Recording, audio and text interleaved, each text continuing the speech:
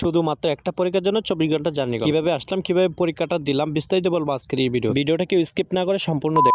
Hello everyone, আসসালামু আলাইকুম। New another ব্লগে সবাইকে জানাই সুস্বাগত। বাড়িতে এসে পরীক্ষা দেওয়ার জন্য প্রথমে আমরা একটা গাড়ি রিজার্ভ করে নিলাম। আমাদের বাড়ি থেকে কলেজে অনেকটাই দূর, যার কারণে আগে আমরা একটা গাড়ি রিজার্ভ করে রেখে দিয়েছি। আমাদের পরীক্ষা হচ্ছে একটা থেকে, কালাত্ত বাইকে নিয়ে 2 ঘন্টা আগে আমরা গাড়িতে উঠে গেলাম। আর গাছ, আমাদের গ্রামের রাস্তা এতটা সুন্দর, এখানে না আসলে আপনি বুঝতে পারবেন না। বিশাল বড় একটা হাওর, তার মাঝ দিয়ে একটা পাকা রাস্তা। একবার অনুভব করে দেখেন আমাদের গ্রামের রাস্তা কতটা সুন্দর হতে পারে। ও আচ্ছা, আমি আরেকটা কথা আপনাদেরকে বলতে ভুলে গেছি, এখানে 6 মাস থাকে পানি আর 6 মাস থাকে শুকনো। আমাদের হাওরের মাঝখানে একটা ব্রিজ আছে, যা দেখতে অনেকটা সুন্দর ফুটেজ করে। এখানে বর্ষাকালে দূর দূরান্ত থেকে মানুষ আসে ট্যুর করতে। আমরা যদি ভাটি এলাকায় বসবাস করি, আমাদের এলাকা দেখতে খুবই সুন্দর। এটা শুধু আমার মুখের কথা নয়, ভিডিও দেখে প্রমাণ পাবেন। এই তো দেখতে দেখতে আর বলতে বলতে চলে আসলাম আমার প্রিয় কলেজে। কলেজের নাম হচ্ছে সরকারি হাজী আব্দুল আজিজ খান ডিগ্রি কলেজ। আমি পরীক্ষা দেবো অন্য একটা কলেজে। উপজেলায় এসে অটো থেকে নেমে একটা রিক্সা ভাড়া করে নিলাম। দুজনে একসাথে পরীক্ষা দিবে বলে রবিন ভাই আমার জন্য অনেকক্ষণ ওয়েট করছিল, আর সেও চট্টগ্রাম থেকে আগত। ফাইনালি আমরা রিক্সা দিয়ে এসে কলেজের ভিতরে প্রবেশ করতে পারলাম। আমি এন্ডে খালাতো ভাই এবং রবিন ভাই তিনজনে আসছে অনেক দূর থেকে পরীক্ষা দেওয়ার জন্য। 3.5 ঘন্টা পরীক্ষা দেওয়ার পর এখন জানতে পারবো আমাদের পরীক্ষা কেমন হয়েছে। এক্সকিউজ মি ভাইয়া।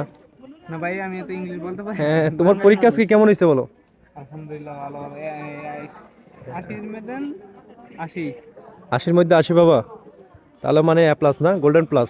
আবার হচ্ছে আমার প্রশ্ন, আমারটা আমি নিজে নিয়ে নিই। কিন্তু আমার একটা সময় হাতটা ব্যথা করতেছে। হ্যাঁ, আমি খুব ভালো পরীক্ষা দিয়েছি, তো ইনশাল্লাহ বাকিগুলোর জন্য ভালোভাবে দিতে পারি।